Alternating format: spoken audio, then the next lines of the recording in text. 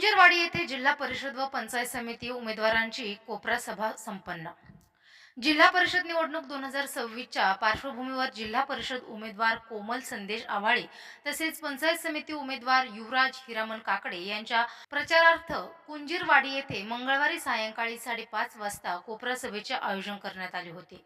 या सभेसाठी शिरूर हवेलीचे आमदार माऊली कटके हे प्रमुख उपस्थित होते.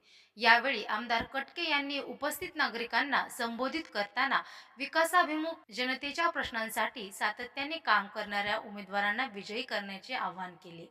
या प्रसंगी उमेदवार कोमल संदेश आव्हाळे व युवराज हिरामण काकडे यांनी आपल्या कार्याचा आढावा मांडत ग्रामविकास, रस्ते, पाणीपुरवठा, शिक्षण, आरोग्य व युवकांसाठी संधी या मुद्द्यांवर विशेष भर देण्याचे आश्वासन दिले.